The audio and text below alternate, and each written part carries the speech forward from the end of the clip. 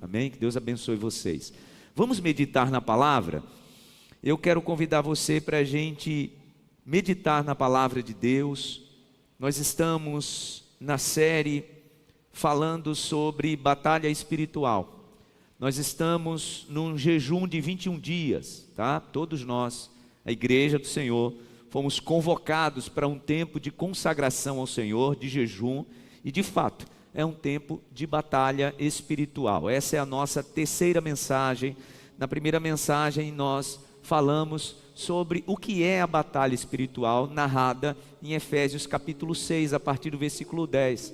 Quando a palavra começa a dizer que a nossa luta não é contra carne ou sangue, ou contra pessoas. Nossa luta não é contra a gente, a nossa luta é contra principados, potestades, dominadores desse mundo tenebroso, contra as hostes espirituais nas regiões celestiais. Na semana passada eu falei sobre fortalezas na mente que precisam ser destruídas, senão a gente não consegue vencer essa batalha, né? Porque essa é a estratégia do nosso inimigo, criar fortalezas na mente do ser humano, e isso nos impede de avançar, de crescer. E hoje eu quero falar sobre a hierarquia espiritual. Irmãos, se nós nos propomos a ir para uma batalha ou enfrentar o nosso inimigo e nós não conhecemos esse nosso inimigo, nós já entramos nessa batalha derrotados. Porque essa é a estratégia do maligno, né? Que a gente ignore o seu poderio de destruição.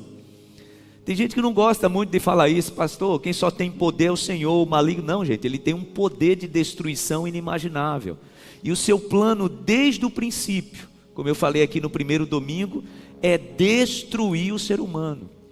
Das 5 verdades, das 5 grandes verdades que ministrei na primeira mensagem, a primeira é essa: o nosso inimigo nos odeia. E o plano dele sempre foi destruir o ser humano. Para que você entenda como é que essa batalha acontece. Deus planejou o ser humano para viver em paz. Deus planejou o ser humano para viver saudável. Deus planejou o ser humano para viver feliz. Deus planejou o ser humano para viver em comunhão com Ele. A palavra diz que lá no jardim, onde tudo se iniciou, era tudo perfeito. Esse foi o plano de Deus. Agora, imagine, aquele que nos odeia, aquele que a palavra o compara ao ladrão, né? Jesus em João 10:10 faz essa comparação, falando do ladrão, mas trazendo a personificação do maligno. Ele diz, olha, o ladrão ele veio para roubar, matar e destruir. Então essa é a cara do nosso inimigo. Se Deus em contrapartida quer o ser humano em paz, porque nós fomos criados para a paz, nós fomos criados para vivermos em comunhão uns com os outros. Nós fomos criados para que a nossa família ela seja unida. A nossa família ela esteja saudável. Nós fomos criados para que filhos cresçam num ambiente de pais saudáveis, que o casamento seja feliz. Irmãos, esse é o plano de Deus. Agora, aquele que quer a nossa destruição, o que você acha que ele planeja para o ser humano? Só pense aí.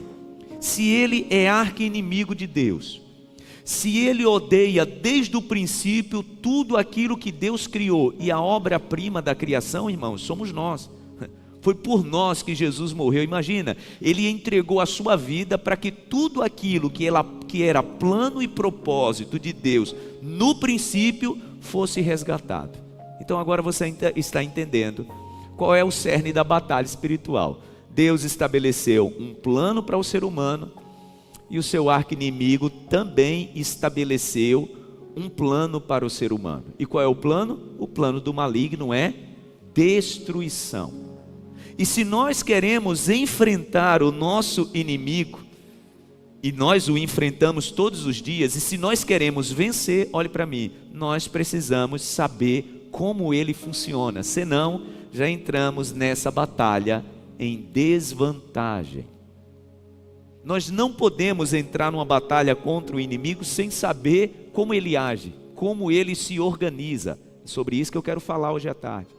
Como é a organização contra nós. Porque nós não podemos desprezar o seu poderio, nós não podemos desprezar suas estratégias. O apóstolo Paulo fala sobre isso, né? Para a gente não desprezar as astutas ciladas do maligno. Por quê? Senão a gente fica em desvantagem. Jesus, tentando exemplificar isso, ele estava trazendo uma parábola sobre a importância da gente se planejar, da gente se organizar, e ele diz assim: qual é o rei que, saindo para a batalha com 10.000 de efetivo no seu exército, vai enfrentar um exército que tem 20.000 e antes ele não se planeja para esse embate?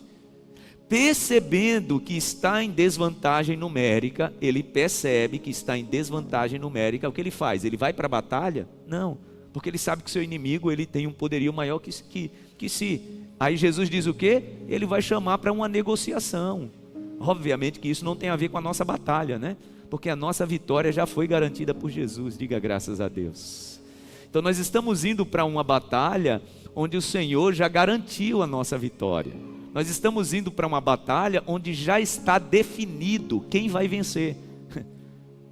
Estava falando isso com o pastor Wagner agora pela manhã, e dizendo para ele que a palavra diz, o apóstolo Pedro diz que o plano de salvação, presta atenção, o apóstolo Pedro diz que o plano de salvação, ele foi criado e gerado por Deus antes da fundação do mundo. Olha que coisa interessante. Antes de Deus criar todas as coisas, ele já tinha um plano de salvação. Então ele já sabia que o ser humano iria desobedecê-lo, e ele já preparou o resgate. Por quê? Porque ele já garantiu a vitória. E nós precisamos entender isso. Tá, pastor? Então enfrentamos o nosso inimigo sabendo que ele já está derrotado. Mas nós não podemos desprezá-lo. Quarta-feira passada eu ministrei sobre a conquista de Jericó. Se você não assistiu essa mensagem, assista, pois eu falo do silêncio como arma estratégica de guerra. O silêncio, irmãos, é uma arma estratégica para a gente vencer. E quando eu estava narrando a história, né, quando Josué vai conquistar Jericó, há algo bem interessante no capítulo 2 de Josué.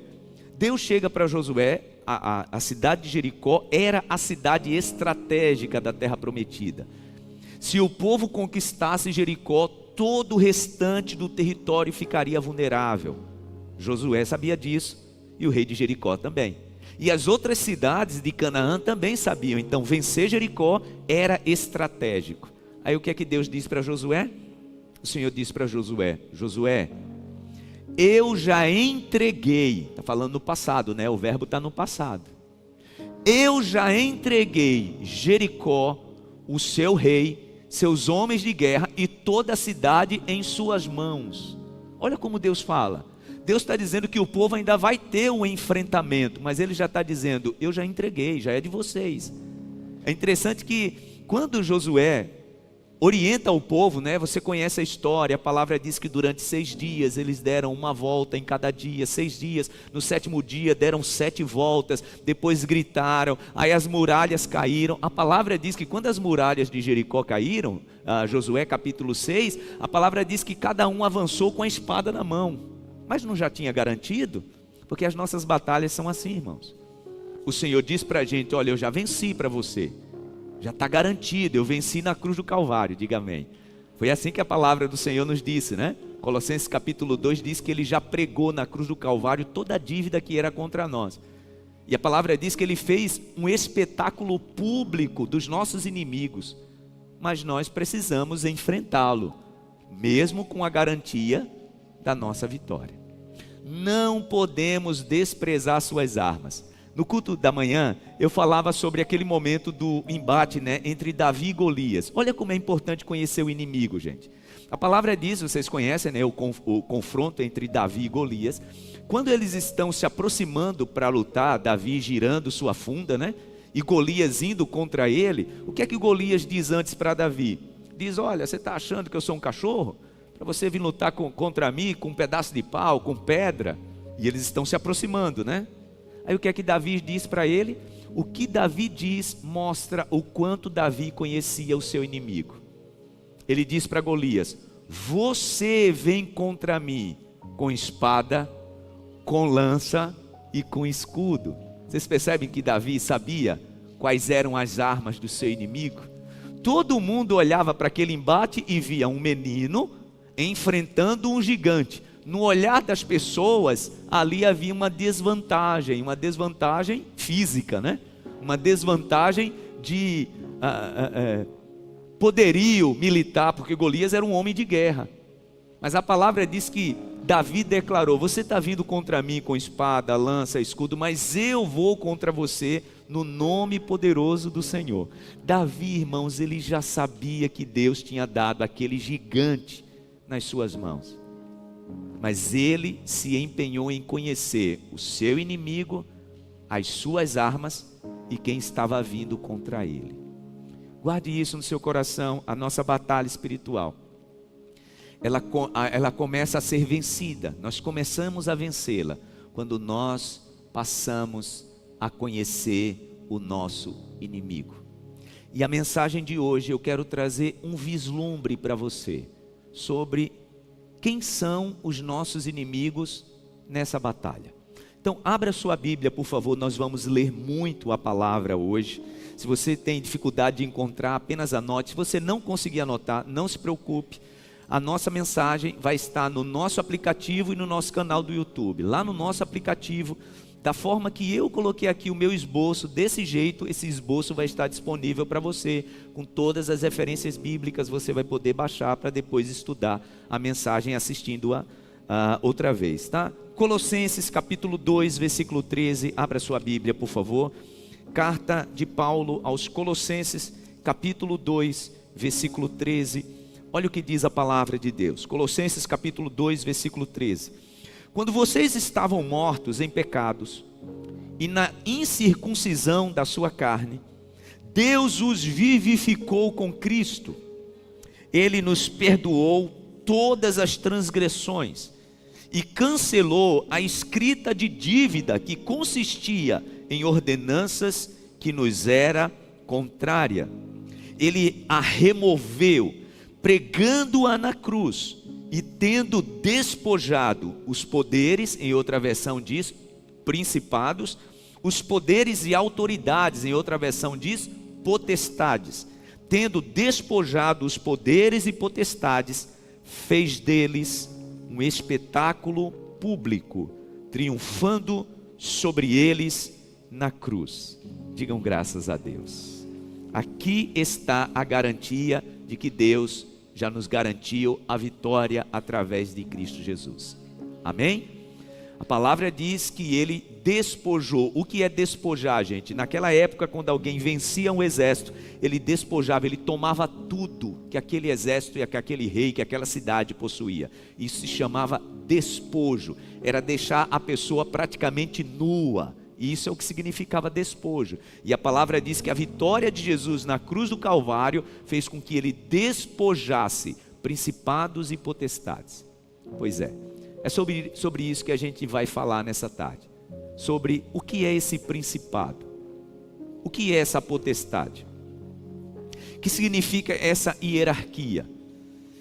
Na carta aos Efésios, e eu convido você para a gente ler também, Efésios capítulo 6, que é o texto que tem baseado essa nossa série, mas a gente vai ler apenas o versículo 12, olha o que diz a palavra, Efésios capítulo 6, versículo 12, diz assim: pois a nossa luta não é contra seres humanos, em outra versão diz contra carne ou sangue, contra pessoas. Às vezes a gente está enfrentando adversidades, né, e achando que tem a ver com gente, né? O que essa pessoa tem contra mim? Meu Deus, como essa pessoa está me perseguindo? Entenda, a nossa batalha está em outro nível, tá? O apóstolo Paulo diz: pois a nossa luta não é contra seres humanos, mas contra os poderes, em outra versão diz principados, contra as autoridades, em outra versão diz potestades, contra os dominadores deste mundo de trevas, em outra versão diz dominadores deste mundo tenebroso, contra as forças espirituais do mal nas regiões celestiais. Em outra versão diz as hostes espirituais do mal. Então aqui a palavra está categorizando a hierarquia espiritual que nós enfrentamos todos os dias. Por isso que a palavra diz que nós somos entregues à morte todos os dias. Quem é que nos resgata, gente? A palavra diz isso, que nós somos entregues à morte todos os dias. Quem é que nos livra? Quem é que nos dá vitória? o nosso Senhor Jesus. Amém? Então vamos lá.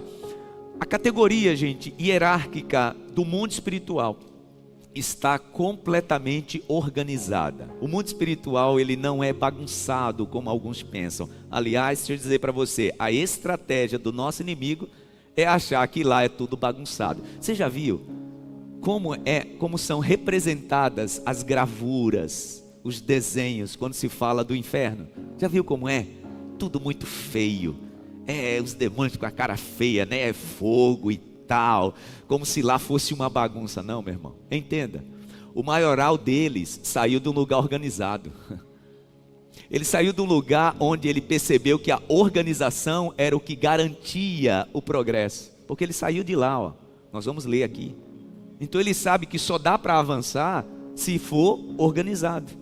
Então, do mesmo jeito que a hierarquia era no céu quando ele foi destronado, ele montou da mesma forma aqui na terra. Olha como isso é interessante, gente. Você já percebeu como é? E isso é estratégico, tá?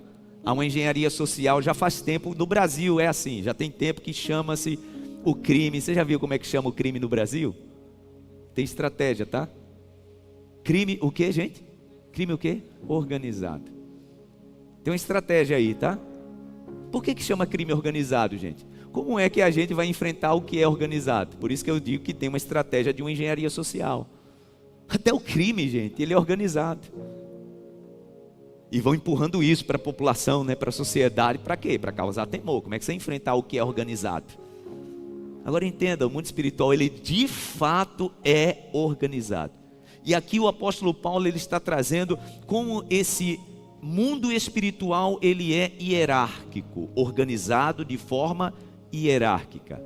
Então ele diz que lá no topo está o que ele chama de principado, depois potestades, depois dominadores e depois, na base desse exército, né, o que ele chama de hostes espirituais do mal. Só que acima desses principados, quem é que está? Está quem os convenceu a se rebelar contra o Senhor. E isso está muito claro no livro do profeta Ezequiel, esse que nós chamamos de Lúcifer. Pastor, tem esse nome na Bíblia? Há uma referência em Ezequiel e em Isaías. Abra sua Bíblia em Ezequiel capítulo 28.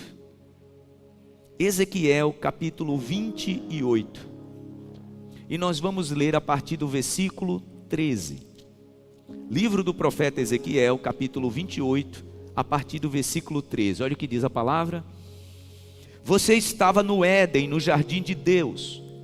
Todas as pedras preciosas o enfeitavam. Aqui não está falando do Éden que o homem habitava, tá, gente? Está falando de outro momento, de outro lugar na eternidade, que também era chamado de Éden, né?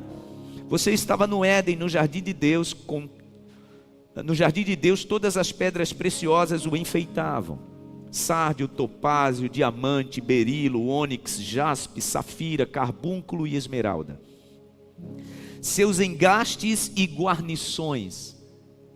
Tem outra versão da Bíblia que fala sobre tambores, sobre flautas, porque engastes e guarnição aqui dá ideia de música. Por isso que há uma inferência entre os teólogos de que Lúcifer, no céu, ele quem cuidava da música, porque todas as vezes que a palavra faz referência a ele, o envolve com a questão da música. Os irmãos entendem porque a música é tão dominada por essa gente? Você entende porque eles afetam gerações através da música? Porque era o lugar onde ele tinha domínio. Quando a palavra fala sobre engastes e guarnições, se você pegar uma Bíblia mais clássica, você vai ver que está falando de tamborins, de flautas, relacionado à música. Seus engastes e guarnições eram feitos de ouro. Tudo foi preparado no dia em que você foi criado. É Deus falando para ele. Você foi ungido como um querubim guardião. O querubim guardião. Pois para isso eu o designei. Você estava no Monte Santo de Deus e caminhava entre as pedras fulgurantes, em outra versão, pedras afogueadas. Você era inculpável nos seus caminhos, desde o dia em que foi criado. Ou seja, você não tinha culpa, você era perfeito. Tem uma versão da Bíblia que diz que ele era o padrão da medida. até que se achou maldade em você. Você era inculpável, até que se achou maldade em você. Por meio do seu amplo comércio. Está falando de quê, gente? De negociação. Está falando sobre a forma dele negociar. Você acha que antes dele se rebelar, o que ele fez? Ele negociou. Ele negociou algumas coisas para levar. A palavra diz que ele levou 1/3 dos anjos dos céus. A palavra diz que ele levou aproximadamente 33% dos anjos do céu. Por quê? Porque ele fez um amplo comércio. Por meio do seu amplo comércio, você encheu-se de violência e pecou. Por isso eu o lancei humilhado para longe do monte de Deus. Eu o expulsei, ó querubim guardião, do meio das pedras fulgurantes. Seu coração tornou-se orgulhoso por causa da sua beleza, e você corrompeu a sua sabedoria por causa do seu esplendor. Ele era perfeito. A palavra diz que ele era o padrão da medida. A palavra diz que ele tinha beleza inimaginável. Ele começou a olhar para si e começou a perceber: peraí, eu sou muito perfeito. Por que eu não posso comandar também? Por que só ele que manda? Por que só ele pode ter autoridade? E a palavra diz que aí então o que, gente? O seu coração se encheu de orgulho. Irmãos, orgulho é a arma mais poderosa do nosso inimigo. Foi assim que ele caiu. Deixa eu te dizer, é assim que ele faz todo ser humano cair. Perceba, se toda queda, toda derrota, toda destruição estrutural da vida do ser humano não acontece por causa do orgulho. Pessoas orgulhosas não reconhecem que precisam de, por exemplo, conselhos. Pessoas orgulhosas não pedem ajuda. Pessoas orgulhosas não pedem desculpa. Perceba como as famílias são destruídas. Você já viu? Uma família está bem, feliz, em paz, casamento avançando. Aí o coração começa a encher de orgulho. Todo mundo está olhando e percebendo que vai dar mal. Rapaz, cuide melhor da sua esposa, cuide melhor do seu marido, cuide melhor dos seus filhos. Você vai perder tudo. Só que a pessoa, o coração se encheu de orgulho. Quem você acha que operacionaliza tudo isso por trás? Porque a palavra diz que a sua queda foi motivada pelo orgulho. Versículo 17, seu coração tornou-se orgulhoso. O orgulho, irmãos, é a principal arma do nosso inimigo para fazer o ser humano desabar e cair. Por orgulho, nós não retrocedemos e procuramos outro caminho. Por orgulho, nós não paramos e continuamos fazendo o que estamos fazendo, mesmo tudo indicando que vai dar mal. Orgulho é a principal arma do nosso adversário para nos fazer cair. Ele sabe que foi isso que o fez cair, então ele usa isso para derrubar o ser humano. Os irmãos estão entendendo o que é a batalha espiritual? Tudo começa no orgulho, e a palavra diz que ele se orgulhou, seu coração se encheu de orgulho, porque ele olhou demais para a sua beleza. Eu sou muito perfeito, não tem nada de errado comigo. E a palavra diz que ele então agora, no seu amplo comércio, começa a negociar com boa parte dos anjos. Olha o que a palavra diz, versículo 18: por meio de seus muitos pecados e do seu comércio desonesto, você profanou os seus santuários. Por isso fiz sair de você um fogo que o consumiu, e reduzi você às cinzas no chão, à vista de todos os que estavam observando. Todas as nações que o conheciam espantaram-se ao vê-lo. Chegou o seu terrível fim, você não mais existia. Essa foi a sentença de Deus. Então o maioral dessa hierarquia, ele traz consigo um exército. Olha o que o profeta Isaías diz a respeito desse momento. Isaías capítulo 14, abra sua Bíblia, por favor. Livro do profeta Isaías capítulo 14, a partir do versículo 11. Diz assim a palavra de Deus. Capítulo 14, versículo 11. Sua soberba foi lançada na sepultura. Orgulho, soberba, queda. Por isso que a palavra diz que o que precede a ruína é o quê? A soberba. A sua soberba foi lançada na sepultura junto com o som de suas liras. Falando de instrumento musical, mais uma vez fazendo referência à música. Sua cama é de larvas, sua coberta de vermes. Como você caiu dos céus, ó estrela da manhã. Esse termo em hebraico é o que nós conhecemos como Lúcifer, portador de luz. É assim que ele era conhecido, né? O querubim ungido, portador de luz. Ó estrela da manhã, filho da alvorada. Como foi atirado à terra você que derrubava as nações. Você que dizia em seu coração: subirei aos céus, erguerei meu trono acima das estrelas de Deus. Eu me assentarei no monte da assembleia, no ponto mais elevado do Monte Santo. Subirei mais alto que as mais altas nuvens. Serei como o Altíssimo. Você entende a proposta dele lá no Éden para a mulher?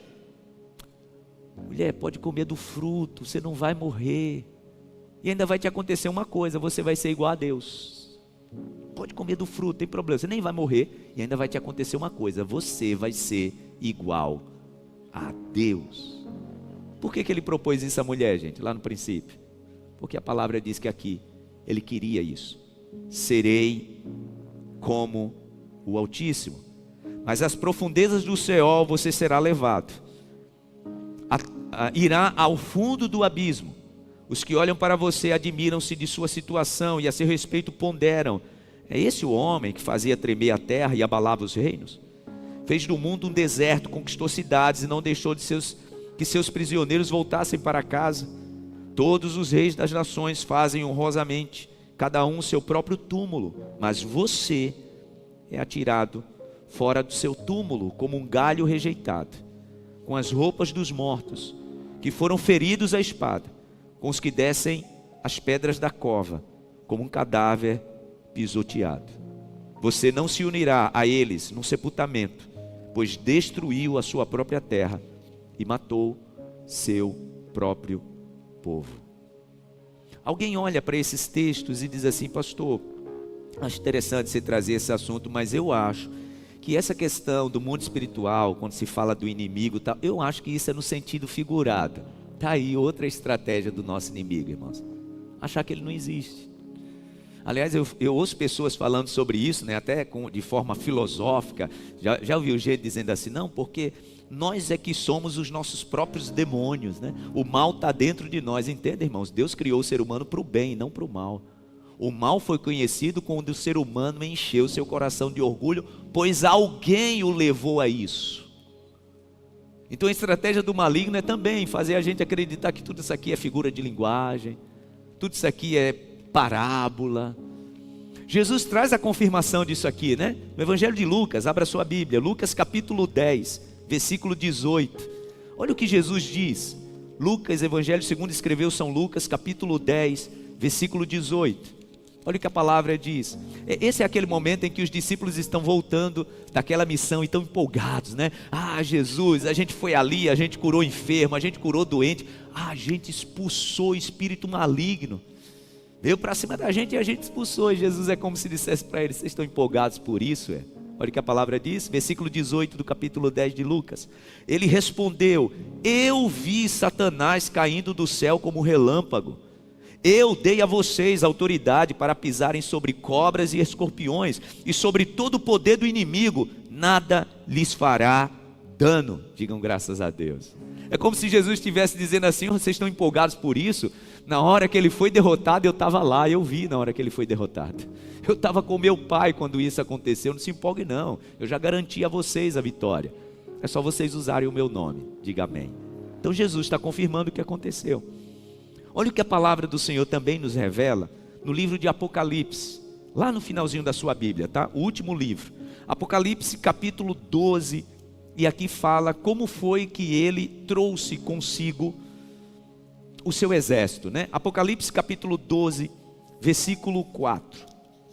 A palavra diz assim, capítulo 12, versículo 4: Sua cauda arrastou consigo um terço das estrelas dos céus. Quando a gente pega aqui no original grego, a gente percebe que estrela aqui está falando de portadores de luz, tá? Sua cauda arrastou consigo um terço das estrelas do céu, lançando-as na terra. O dragão pôs-se diante da mulher que estava para dar à luz, para devorar o seu filho no momento em que nascesse. Olha o que diz o versículo 7. Houve então uma guerra nos céus. Miguel e seus anjos lutaram contra o dragão. Aqui ele está na figura de um dragão. E o dragão e os seus anjos revidaram, mas estes não foram suficientemente fortes, e assim perderam o seu lugar nos céus. O grande dragão foi lançado fora. Ele é a antiga serpente chamada Diabo ou Satanás, que engana o mundo todo. Ele e os seus anjos foram lançados à terra. Amém. Então aqui a palavra mostra como esse exército foi criado, né? E nós precisamos, irmãos, ter discernimento da parte de Deus, para entendermos como o mundo espiritual ele está organizado. Porque olhe para mim, se nós não tivermos discernimento, nós ficaremos em desvantagem. Por quê? Porque vamos olhar isso como um assunto folclórico, nós vamos olhar isso como um assunto apenas como figura de linguagem. E o que é que a palavra de Deus diz em 1 Coríntios capítulo 2? A palavra diz que quem não tem a mente preparada para discernir essas coisas espiritualmente, não consegue compreender essas coisas.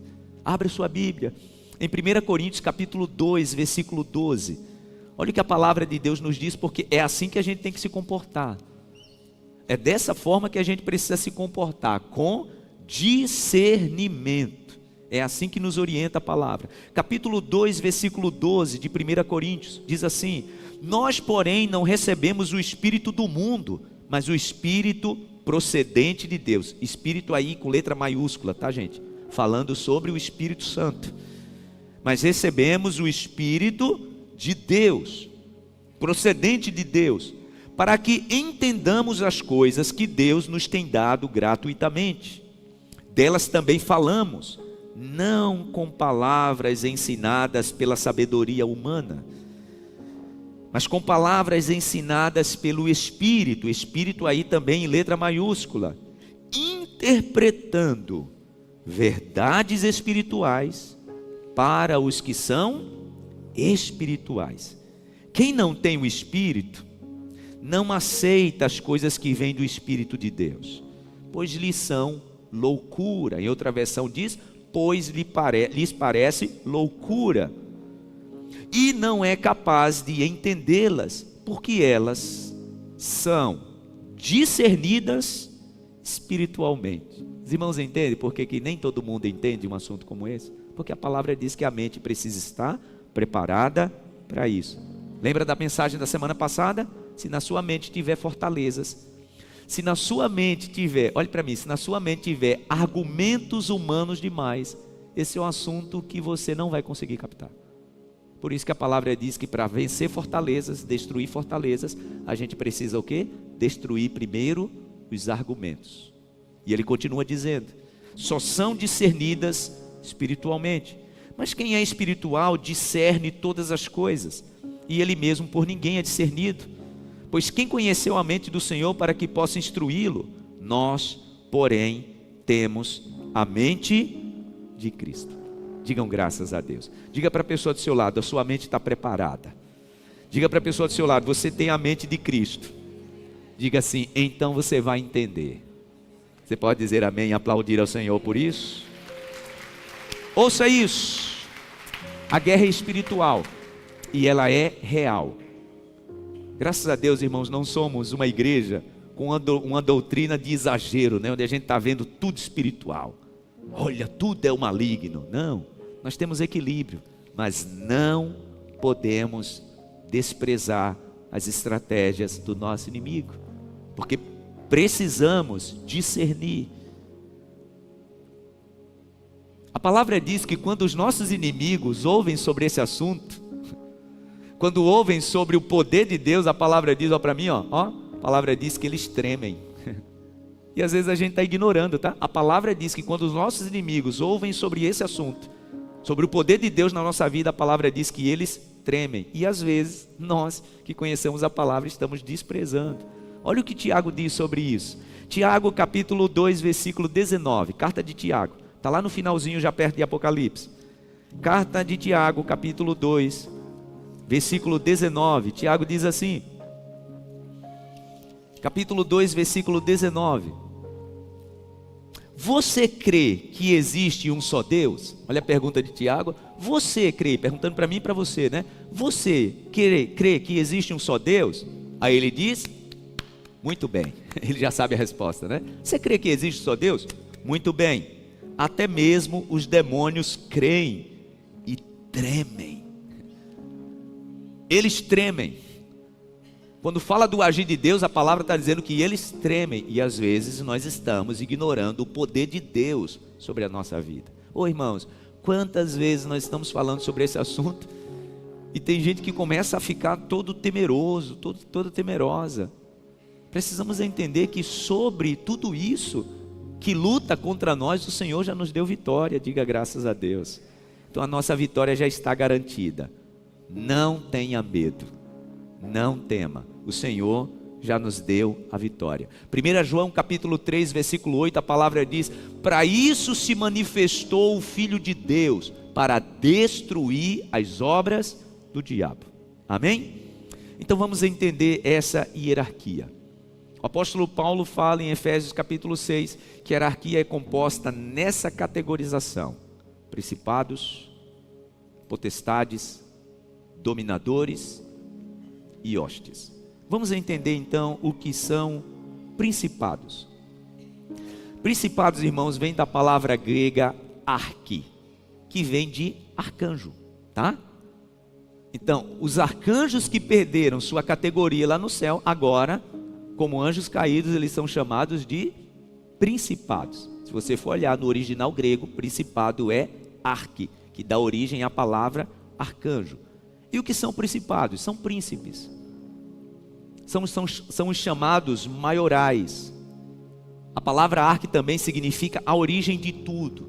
Aqueles que estão no topo dessa pirâmide hierárquica na região celestial. E qual é o papel, pastor, desses principados? Domínio territorial. Essa classe, irmãos, de espíritos malignos não atuam nas pessoas. Eles dominam territórios.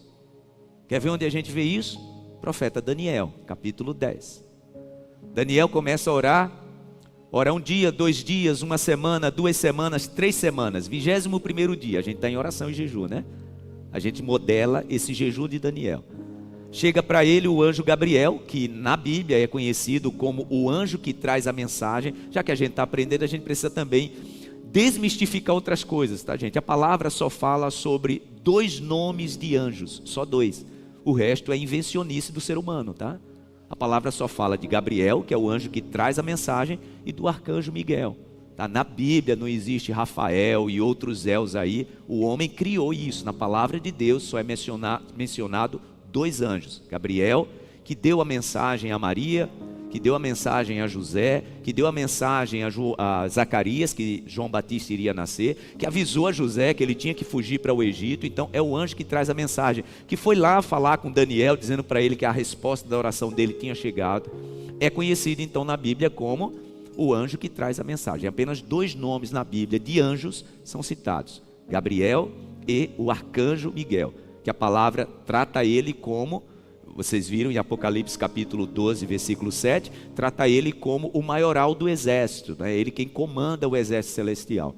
Então, quando nós olhamos para a categoria de anjos, nos céus também está organizado em hierarquia. Por exemplo, quando a palavra trata sobre serafins e querubins, essa é uma classe de anjos que não guerreia. Essa é uma classe de anjos que não vão para o combate. Serafins e querubins, a palavra mostra que eles só estão próximos do trono de Deus com uma função específica: guardar e exaltar e adorar o Senhor. Está lá em Isaías capítulo 6, né? Na visão de Isaías, quando ele diz que na visão ele viu o Senhor no seu trono e estavam ali os serafins, que tinham 6 asas, com 2 cobriam os pés, com 2 cobriam o rosto, e com 2 voavam e gritavam um para o outro: Santo, Santo, Santo, Santo é o Senhor dos exércitos. anjos que ficam próximos do trono de Deus, serafins. Anjos que ficam próximos do trono de Deus, querubins. A palavra diz que quando Isaías teve essa visão, ele disse: eu vou morrer. Ai de mim que eu vou morrer. Porque, irmãos, nós seres humanos, nós não suportamos o mundo espiritual. Porque nós estamos aqui, e o mundo espiritual está nesse nível de poderio. Então a palavra diz que quando Isaías viu aquela visão, ele diz: ai de mim que eu estou perecendo. Porque eu sou um homem de lábio impuro, e eu habito no meio de um povo de impuro lábio, e os meus olhos viram o Senhor. E ele estava dizendo que estava perecendo. Aí o Senhor disse: calma, Isaías. Vem um querubim, a palavra diz que ele vai lá, pega uma brasa, com uma tenaz, traz essa brasa, a palavra diz que toca nos lábios do profeta e diz: pronto, está resolvido. Agora eu corrigi aquilo que você achava que te impedia de entrar na presença de Deus. Então querubins e serafins estão ali orbitando no lugar santo, perto do trono de Deus, e eles têm a função de adorar ao Senhor. No mundo espiritual, os anjos têm a função de nos servir. É o que diz o Salmo 34, 7. O anjo do Senhor acampa-se ao redor daqueles que o temem e os livra. Quando Pedro estava preso, a palavra diz que foi o anjo lá que foi soltá-lo. Então anjos, a palavra diz que eles são emissários a nosso serviço. Você pode dizer graças a Deus? Só que o mundo espiritual do mal, ele tem categorias, e a principal é dos principados, que são dominadores regionais e geográficos.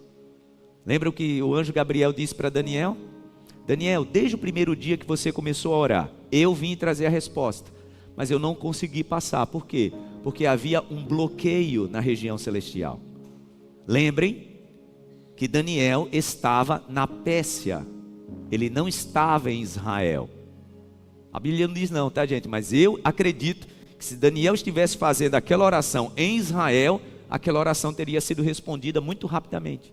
Mas como ele estava em outro lugar geográfico, os principados, eles dominam territórios. É tanto que o anjo diz para ele: eu consegui passar, porque Miguel, o comandante do exército celestial, veio, abriu o bloqueio, eu passei, estou te trazendo a resposta. Tenho que voltar, porque agora ele está enfrentando o príncipe de quê, gente? Da Grécia, falando sobre outro principado que domina território. Esses principados, irmãos, só para a gente entender, porque são perguntas pertinentes, né? Pastor, esses anjos aí, esses seres, né, malignos, eles incorporam pessoas? Não, gente, esse é um anjo de uma outra categoria. Eles dominam nações. O que é que eles dominam, pastor? Eles dominam a política, eles dominam a cultura, eles dominam as políticas públicas, eles dominam as religiões, eles dominam as regiões geográficas, eles dominam as emoções das pessoas, só que isso em áreas geográficas, tá?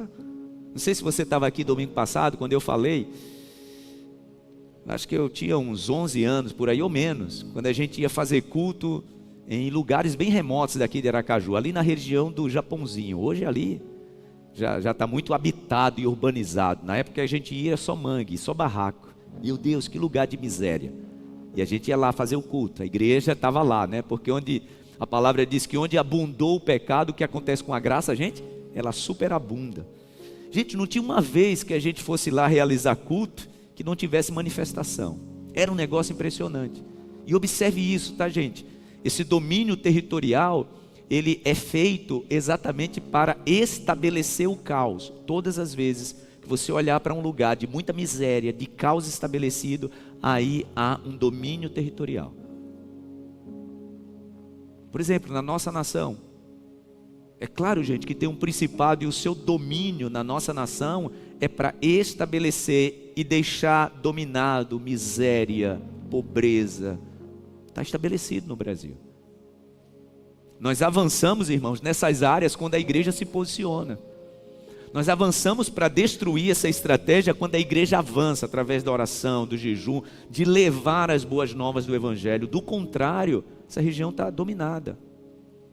E é dominada pelos principados, atuando principalmente nisso que eu disse para vocês. As políticas públicas, regiões geográficas. Foi essa visão que Daniel teve, né? Na sua oração não foi respondida porque ali havia um principado sobre a Pérsia. aquela nação estava dominada por um principado no mundo espiritual. Na segunda categorização de hierarquia, o apóstolo Paulo fala sobre potestades. O que são potestades? Nós já aprendemos que principados dominam regiões geográficas. E potestades?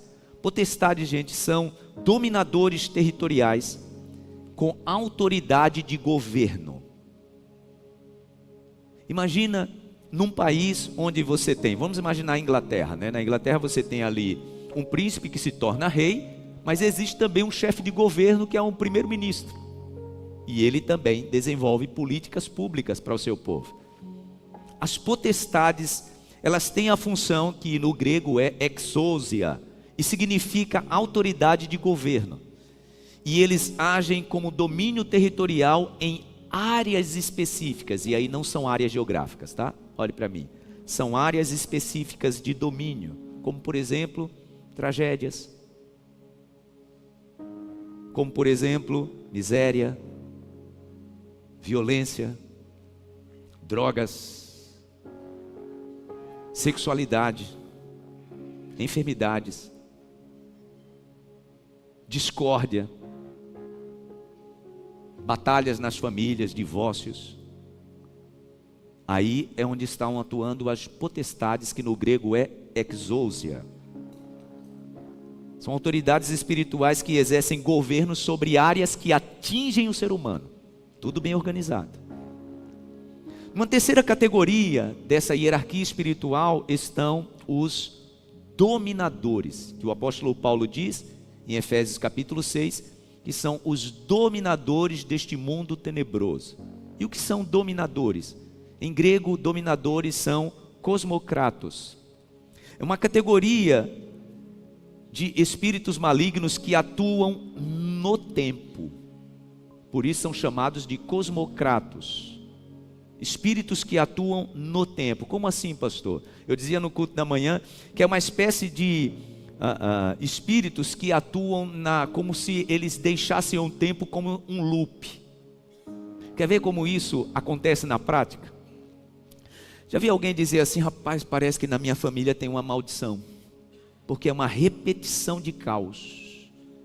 Aconteceu com meu bisa, aconteceu com meu avô, aconteceu com meu pai, aconteceu com minha bisa, aconteceu com minha avó. São essas espécies malignas que faz o tempo ficar em loop sobre determinadas pessoas. É isso que as pessoas chamam de quê, gente? De maldição hereditária. Porque há uma repetição, é como se um loop fosse estabelecido. Você olha assim para famílias e parece que é uma repetição, as mesmas histórias, só mudam os personagens. Existe sim uma categoria nessa hierarquia espiritual que cuida apenas disso. São os dominadores. Eles dominam determinadas áreas, dominam determinadas famílias, dominam determinados assuntos. São chamados de dominadores desse mundo de trevas. Principados, potestades, dominadores. E na base da pirâmide, para a gente encerrar, o apóstolo Paulo fala sobre as hostes espirituais do mal. Aí é onde está o exército, tá, gente? Aí são os soldados. Aí são miríades. Miríades de gente são milhões, bilhões, trilhões. Não se dá para contar. Você não vai encontrar nenhuma base na Bíblia para dizer qual é a quantidade. Mas nessa base das hostes celestiais, a palavra em grego para hostes é poneros, que significa perversos a serviço do mal. É o que significa hostes. São os perversos, são os soldados. E entenda, tá? Cada principado tem o seu exército. Pessoas que estão debaixo do seu domínio. Cada potestade que está abaixo de um principado também tem o seu exército. E cada dominador também tem o seu exército. E tudo isso, pastor, é para quê? Para destruir o projeto de Deus e para destruir o ser humano. Irmãos, a nossa batalha é isso aí. Precisamos entender que a nossa batalha é exatamente isso. E o mundo espiritual está organizado para isso. Falar sobre esse assunto, sim, causa em algumas pessoas alguns temores. Só que nós que temos a mente de Cristo precisamos entender: o meu Deus já me deu vitória. O Senhor já garantiu a vitória, porque Ele domina territórios, né? Jesus, tentando exemplificar isso, Ele disse assim: imaginem um homem que chega nele a luz de Deus, a palavra de Deus, as boas novas, e ele se liberta, e aquele espírito que sai dele, sai e vai vaguear pelo deserto, e vagueando pelo deserto, porque saiu de uma casa, né? Vagueando pelo deserto, ele lembra do lugar onde ele estava, e ele volta. E quando ele volta e vê que aquela casa, de onde ele saiu, agora está limpa, arrumada, pura, e ele diz: espera aí, por que eu saí? A casa está vazia. Entenda, tá? A batalha no mundo espiritual é: não deixe nada vazio, porque no mundo espiritual, irmão, se tiver vazio, alguém vai tomar domínio. Jesus, a palavra diz que Ele pede para entrar, né? Eis que estou à porta e bato. Se alguém ouvir a minha voz e abrir a porta, entrarei na sua casa, cearei com ele e ele comigo. O nosso inimigo não é assim não, tá? Encontrou vazio, você entende por que daquele ditado? Que mente vazia é o que, gente? Mente vazia é o quê? Pois é, está vazio. Aí a palavra diz que quando esse espírito que vagueou no deserto dá uma volta, e ele volta e encontra a casa vazia, aí a palavra de Jesus disse que ele não volta sozinho. A palavra diz que ele traz mais 7 com ele. E Jesus diz assim: e a condição desse homem agora é pior do que no início. Porque não pode ficar vazio. Como é que eu venço, irmãos, as minhas batalhas espirituais? É como eu preencho o meu coração. Olhe para mim. Como é que eu preencho o meu coração, pastor? Tudo que eu vejo, tudo que eu ouço e tudo que eu sinto. O mundo espiritual, irmãos, ele é autorizado em tudo que eu vejo, em tudo que eu ouço e em tudo que eu sinto.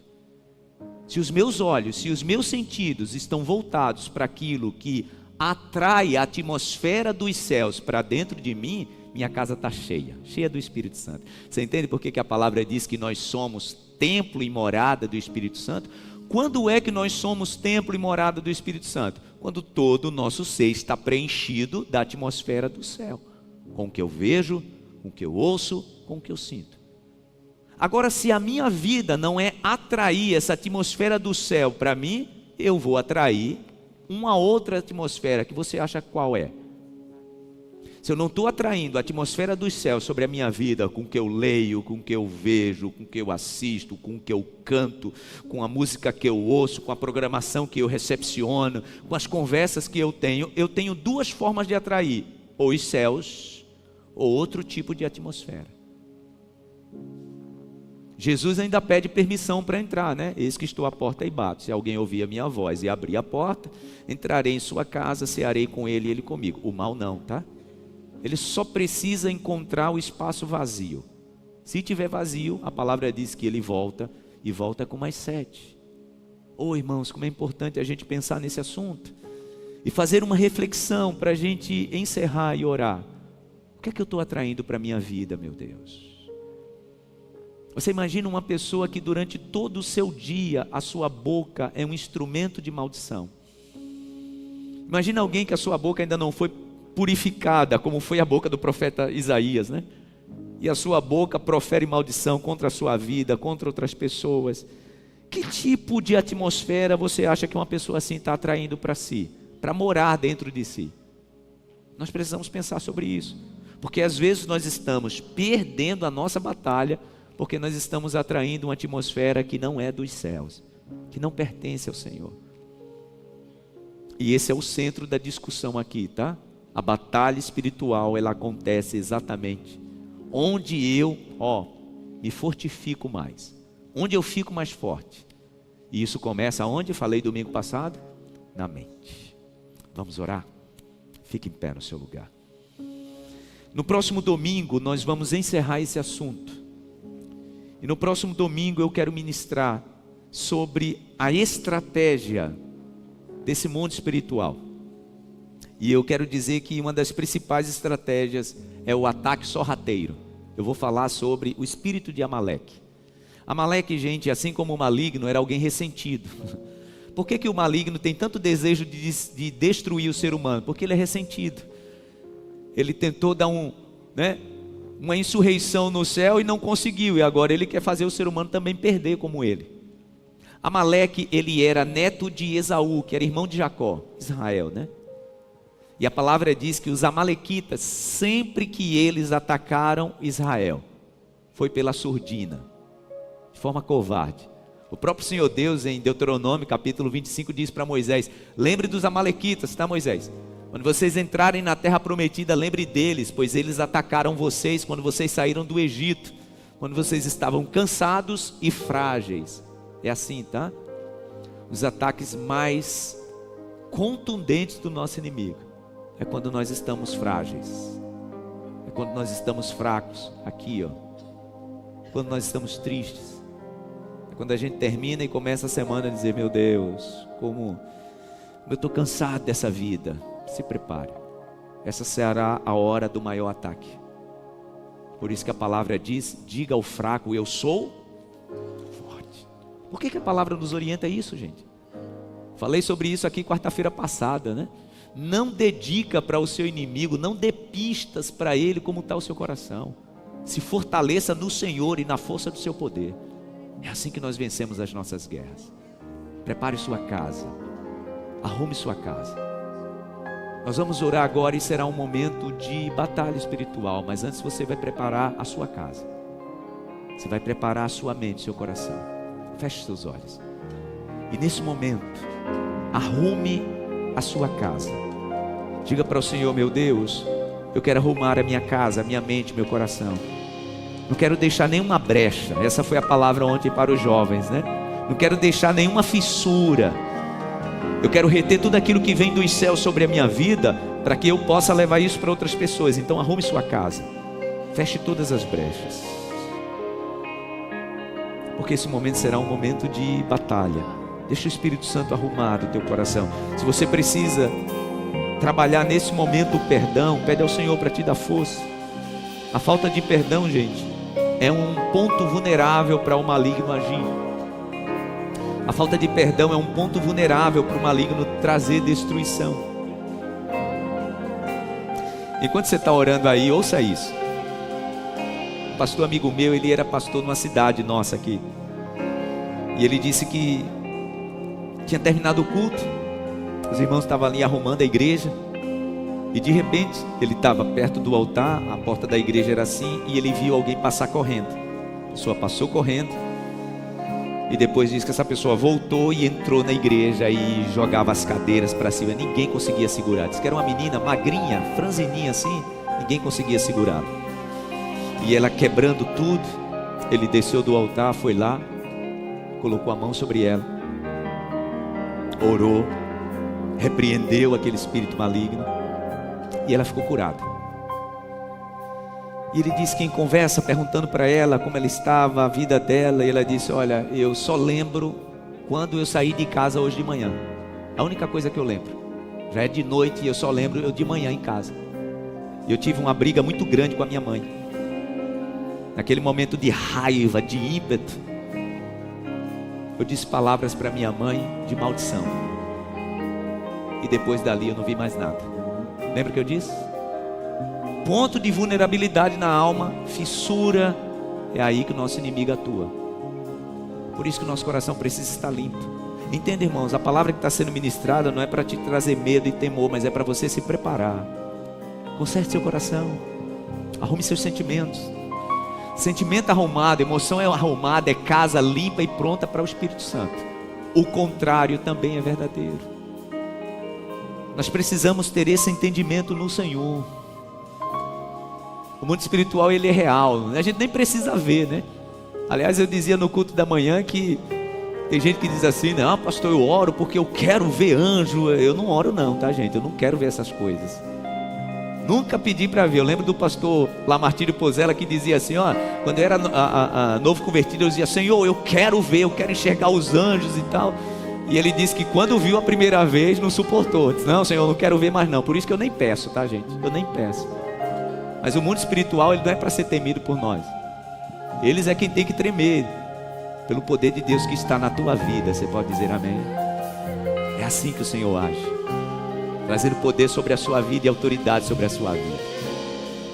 Entenda, onde você chega, e quando você chega, há um poder de Deus emanando da tua vida, trazendo cura e salvação sobre aquele lugar. Arrume a sua casa, arrume um ambiente para o Espírito Santo e diga para Ele: o Senhor é bem-vindo na minha vida, meu Deus. O Senhor é bem-vindo na minha vida. Você é bem-vindo. Arruma, meu Deus, arruma a nossa casa. A casa é sua. Pode Possamos em entrar, autoridade, meu Deus, fechar todos os ambientes. Por isso nos esvaziamos esvazio de mim e recebemos o Teu Espírito Santo.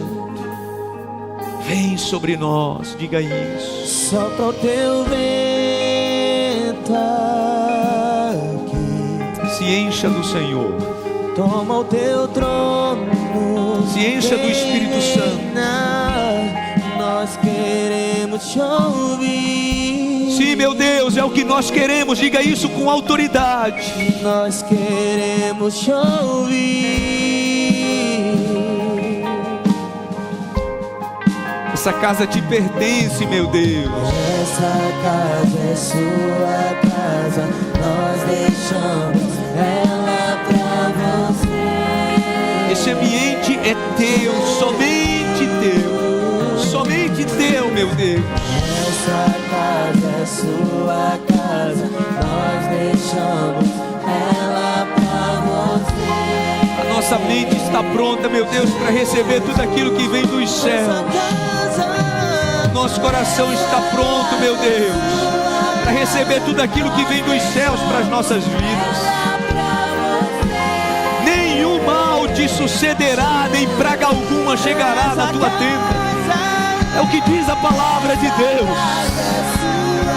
Ah, no nome de Jesus, tome posse disso. A tua vida está guardada e protegida no Senhor. A tua família está guardada e protegida no Senhor. Oh, meu Deus, toma conta da nossa mente, do nosso coração. Enche o nosso ser com autoridade. No nome de Jesus.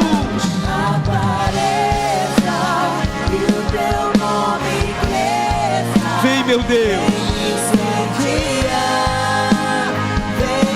O fogo é o que purifica tudo, tá? Peça ao Senhor isso.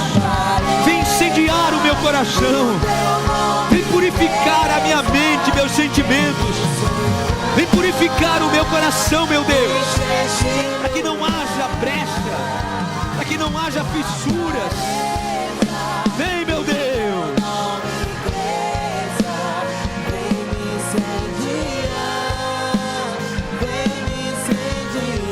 Apareça, diga isso.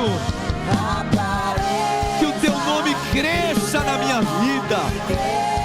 Que o teu nome se estabeleça na minha vida. Venha a nós o teu reino.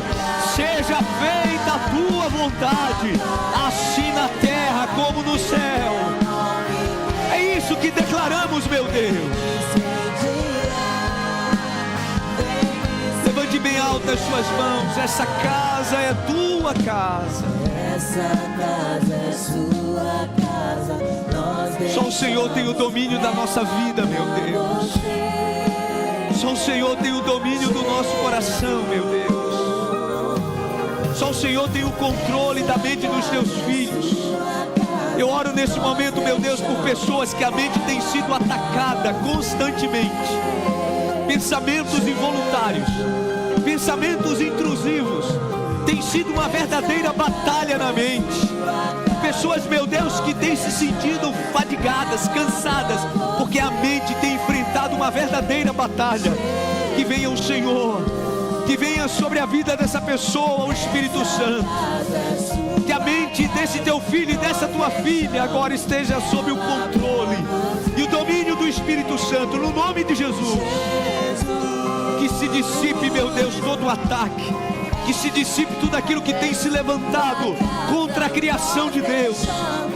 Pois para isso se levantou o Filho de Deus, para destruir as obras do nosso inimigo.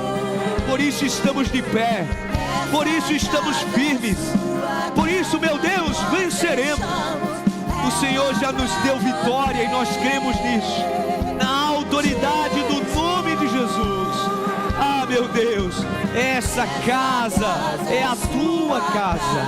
Declaramos, recepcionamos o Senhor nas nossas vidas, no nome de Jesus, no nome de Jesus, no nome de Jesus, no nome de Jesus, na autoridade do nome de Jesus. Declaramos isso, meu Deus.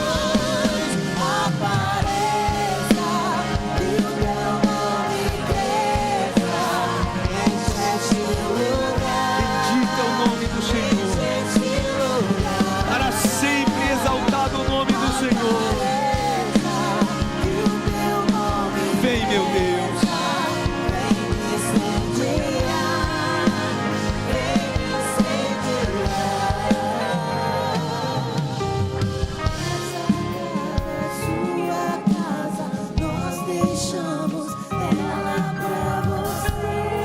Sinta o Espírito Santo sobre a sua vida.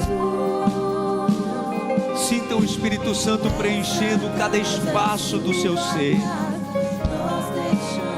tomando conta dos seus pensamentos, colocando novas palavras, novas ideias.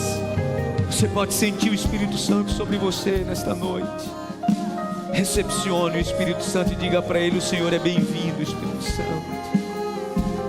É o Senhor quem conserta a minha vida, a minha mente, meu coração. No nome de Jesus, no nome de Jesus. Você pode aplaudir ao Senhor bem forte. Aplauda ao Senhor e diga palavras de autoridade no Senhor. Abençoe quem está perto de você. Ministre a bênção do Senhor sobre a vida dessa pessoa. Se é alguém que você tem aproximação, dá um abraço. Traz um novo argumento dos céus sobre a vida dessa pessoa, no nome de Jesus. Amém. Sente-se no seu lugar. Graças a Deus. Graças a Deus. Esteja preparada, esteja preparado para a batalha, tá?